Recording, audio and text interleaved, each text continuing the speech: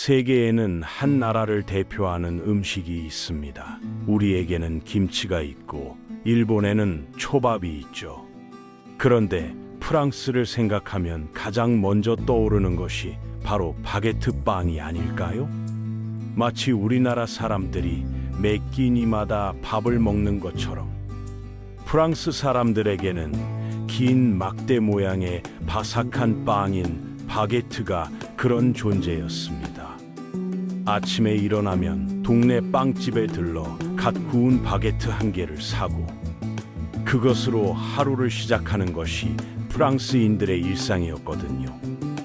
최근 이 전통적인 빵이 위기를 맞고 있다는 소식이 들려옵니다.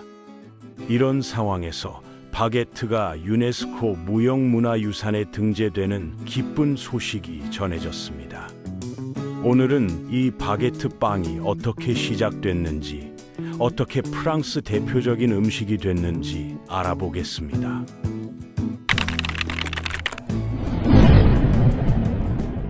유럽 대륙을 통틀어 이만큼 상징적인 빵도 드물 것입니다. 바로 이 바삭바삭한 긴 빵이 최근 유네스코의 권위 있는 무형문화유산 목록에 이름을 올렸습니다. 정확히는 바게트 제빵 기술과 문화라는 이름으로 등재됐죠.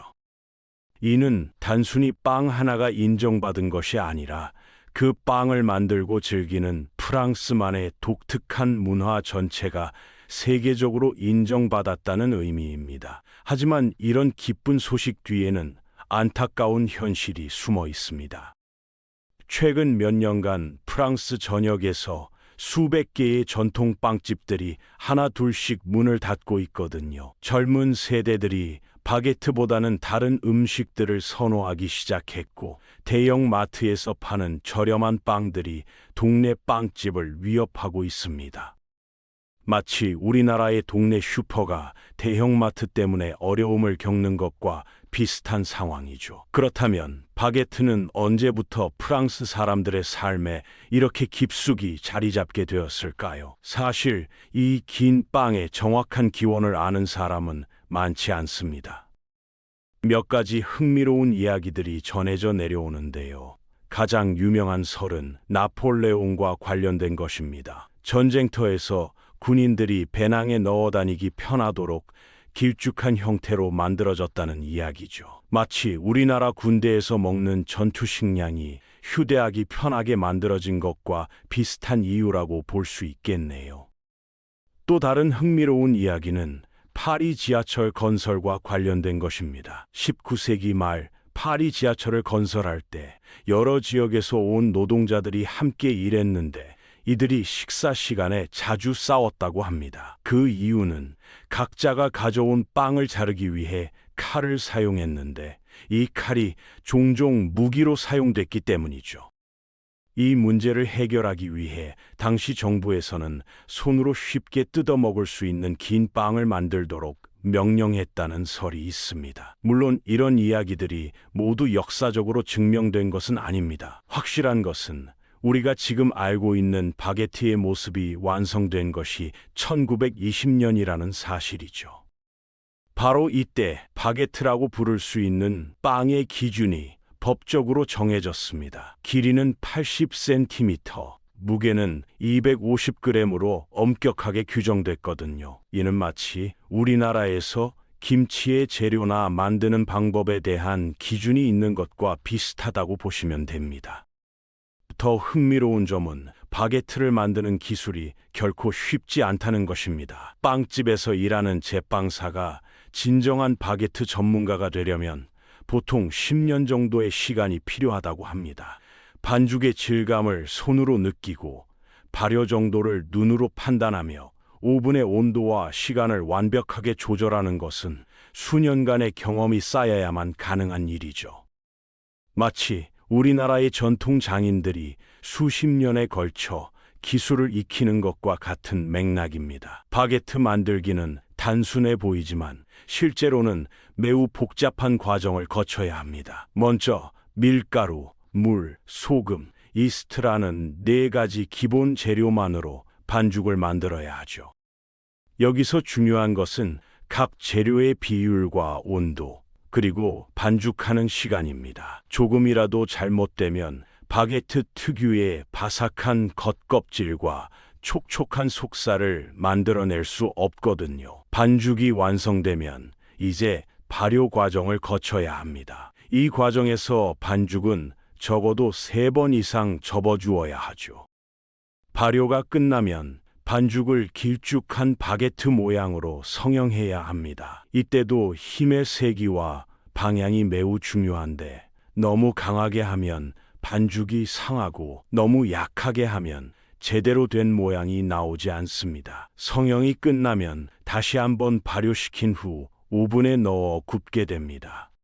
바게트가 완성되는 순간도 매우 특별합니다. 뜨거운 오븐에서 갓 나온 바게트는 특유의 소리를 냅니다. 프랑스 사람들은 이를 빵이 노래한다고 표현하죠. 바삭한 겉껍질이 식으면서 수축하며 내는 작은 소리들이 마치 노래처럼 들린다는 것입니다. 이런 섬세한 표현에서도 프랑스인들이 바게트를 얼마나 사랑하는지 알 수 있습니다. 실제로 프랑스에서는 바게트의 품질을 평가하는 여러 기준이 있습니다. 겉껍질의 두께와 바삭함, 속살의 촉촉함과 구멍의 크기, 그리고 전체적인 향까지 세세하게 판단하죠. 매년 파리에서는 최고의 바게트 경연대회가 열립니다. 이 대회에서 우승한 빵집은 1년간 엘리제궁, 즉 대통령궁에 바게트를 납품할 수 있는 영광을 얻게 됩니다. 이는 프랑스에서 바게트가 얼마나 중요한 문화적 상징인지를 잘 보여주는 사례라고 할 수 있겠네요. 그런데 이렇게 소중한 바게트가 위기에 처한 이유는 무엇일까요? 가장 큰 문제는 라이프 스타일의 변화입니다. 예전에는 프랑스 사람들이 매일 아침 동네 빵집에 들러 신선한 바게트를 샀지만 이제는 바쁜 현대인들이 한 번에 며칠치 빵을 사서 냉동고에 보관하는 경우가 많아졌습니다. 또한 젊은 세대들은 전통적인 바게트보다는 다양한 종류의 빵이나 다른 음식들을 선호하기 시작했죠. 피자, 햄버거, 샐러드 같은 다국적 음식들이 젊은 프랑스인들 사이에서 인기를 끌고 있고 아침 식사로도 시리얼이나 요거트를 선택하는 경우가 늘어나고 있습니다. 더욱이 경제적인 압박도 무시할 수 없습니다. 동네의 작은 빵집들은 대형 체인점이나 마트의 베이커리와 경쟁하기가 점점 어려워지고 있습니다. 임대료는 계속 오르고 원재료비도 상승하는데 바게트 가격을 마음대로 올릴 수도 없는 상황이거든요. 이는 우리나라의 전통 시장이 대형마트 때문에 어려움을 겪는 것과 매우 유사한 현상입니다. 특히 코로나19 팬데믹은 이런 상황을 더욱 악화시켰습니다. 록다운 기간 동안 많은 빵집들이 문을 닫아야 했고 재택근무가 늘어나면서 사람들이 출근길에 빵집에 들르는 일도 줄어들었죠. 또한 사회적 거리두기로 인해 빵집에서의 사교 활동도 크게 위축됐습니다. 하지만 이런 위기 상황에서도 바게트를 지키려는 노력들이 계속되고 있습니다. 많은 제빵사들이 전통적인 방법을 고수하면서도 현대인들의 취향에 맞는 새로운 바게트를 개발하고 있거든요. 예를 들어 통밀이나 고대 곡물을 사용한 건강한 바게트, 크기를 작게 만든 미니 바게트 등이 인기를 끌고 있습니다. 바게트는 단순히 음식 그 이상의 의미를 가지고 있습니다. 프랑스 사람들에게는 사회적 연결고리 역할을 하죠. 아침에 빵집에 가서 빵을 사면서 이웃과 인사를 나누고 오늘의 날씨나 동네 소식을 주고받는 것이 일상의 중요한 부분이었습니다. 이는 점점 디지털화되고 개인주의적으로 변해가는 현대 사회에서 매우 소중한 문화적 가치라고 할 수 있겠네요. 실제로 많은 사회학자들이 프랑스의 빵집 문화를 제3의 공간이라고 표현합니다. 집도 직장도 아닌 사람들이 자연스럽게 만나고 소통할 수 있는 공간이라는 의미죠. 프랑스의 빵집들은 단순히 빵을 파는 곳이 아니라 지역 공동체의 중심 역할을 해왔습니다. 특히 작은 마을이나 동네에서 빵집은 우체국이나 카페와 함께 주민들의 만남의 장소였죠. 이런 문화적 가치가 사라지는 것에 대한 우려가 바게트의 유네스코 등재 신청으로 이어진 것입니다. 이런 상황에서 유네스코의 무형문화유산 등재는 정말 의미 있는 일입니다. 바게트는 이탈리아의 송로버섯 사냥, 체코의 전통 크리스마스 트리 장식 만들기 등과 함께 인류가 보존해야 할 소중한 문화로 인정받게 됐습니다. 이는 단순히 빵 하나가 유명해진 것이 아니라 그 빵을 중심으로 한 프랑스만의 독특한 생활 문화 전체가 세계적으로 인정받았다는 의미죠. 유네스코 무형문화유산은 단순히 물건이나 건축물을 보호하는 것이 아니라 살아있는 문화와 전통을 지키는 것을 목표로 합니다. 바게트의 경우도 빵 자체가 아니라 바게트를 만드는 기술과 그를 둘러싼 문화가 등재 대상이 된 것이죠. 이는 제빵사의 손기술, 빵집을 중심으로 한 사회적 관계, 일상 속에서의 바게트 문화 모든 것을 포함합니다.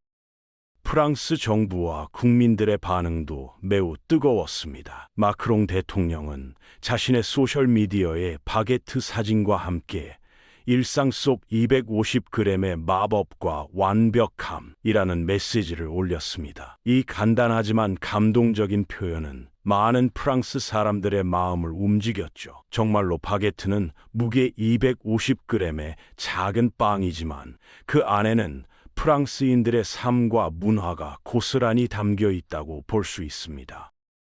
등재 소식이 발표된 후 프랑스 전역의 빵집들에서는 축하 행사가 벌어졌습니다. 많은 제빵사들이 이번 등재를 통해 자신들의 일에 대한 자부심을 다시 한번 확인할 수 있었다고 말했죠. 또한 젊은 세대들 사이에서도 바게트에 대한 관심이 다시 높아지는 현상이 나타나고 있습니다. 특히 소셜미디어에서는 에이파트 챌린지 같은 해시태그가 유행하며 젊은이들이 자신만의 바게트 사진을 올리거나 바게트를 활용한 요리를 선보이는 모습을 볼 수 있습니다. 이는 전통 문화가 현대적인 방식으로 재해석되고 있는 긍정적인 신호라고 할 수 있겠네요. 하지만 유네스코 등재만으로 모든 문제가 해결되는 것은 아닙니다. 진정한 변화를 위해서는 프랑스 사회 전체의 노력이 필요하죠. 젊은 세대들에게 바게트의 가치를 다시 알려주고 전통 빵집들이 경쟁력을 갖출 수 있도록 지원하며 바게트를 중심으로 한 커뮤니티 문화를 되살리는 것이 중요합니다. 이를 위해 프랑스 정부는 여러 정책을 준비하고 있습니다. 전통 제빵사 양성 프로그램을 확대하고 소규모 빵집에 대한 세제 혜택을 늘리며 학교에서 바게트 문화에 대한 교육을 강화하는 방안 등이 검토되고 있죠. 이는 마치 우리나라에서 전통시장을 활성화하고 전통 문화를 보존하려는 노력과 비슷한 맥락이라고 할 수 있겠네요. 또한 제빵 업계에서도 자체적인 노력을 기울이고 있습니다. 전국 제빵사 연합회에서는 진짜 바게트 인증 시스템을 도입해서 전통적인 방식으로 만든 바게트를 구별할 수 있도록 하고 있습니다. 이는 소비자들이 진정한 전통 바게트를 쉽게 찾을 수 있도록 돕는 동시에 전통을 고수하는 제빵사들을 보호하는 효과가 있죠. 교육 분야에서도 변화가 일어나고 있습니다. 많은 요리 학교에서 바게트 만들기 과정을 필수 과목으로 지정하고 있으며 일반 시민들을 대상으로 한 바게트 만들기 체험 프로그램도 인기를 끌고 있습니다. 이런 프로그램들을 통해 사람들이 바게트 제작의 어려움과 가치를 직접 체험할 수 있게 되었죠. 관광업계에서도 바게트 유네스코 등재를 활용한 새로운 상품들을 개발하고 있습니다. 바게트 만들기 체험 투어, 유명 빵집 탐방 코스, 바게트 역사 박물관 등이 관광객들 사이에서 인기를 끌고 있거든요. 이는 문화 보존과 경제적 효과를 동시에 거둘 수 있는 좋은 사례라고 할 수 있습니다. 해외에서도 바게트의 유네스코 등재에 대한 관심이 높습니다. 특히 미국과 아시아 지역에서 정통 프랑스 바게트에 대한 수요가 증가하고 있고, 프랑스식 빵집들이 해외 진출을 확대하는 계기가 되고 있죠. 이는 프랑스 문화의 세계적 확산에도 기여하고 있습니다. 결국 바게트의 유네스코 등재는 단순한 축하 이벤트가 아니라 사라져가는 소중한 문화를 지키려는 인류 공동의 노력이라고 봐야 할 것입니다. 이 작은 빵 하나가 전 세계인들에게 전통과 현대, 변화와 보존 사이의 균형에 대해 생각해 볼 기회를 주고 있는 것이죠. 앞으로 바게트가 다시 프랑스인들의 일상 속으로 돌아올 수 있을지, 그리고 전 세계인들이 이 소중한 문화유산을 어떻게 보존해 나갈지 지켜보는 것도 매우 흥미로운 일이 될 것 같습니다. 무엇보다 이번 사례는 우리에게도 우리만의 전통 음식 문화를 어떻게 보존하고 발전시켜 나가야 할지에 대한 중요한 시사점을 제공하고 있습니다. 이 영상을 시청해 주셔 고맙습니다.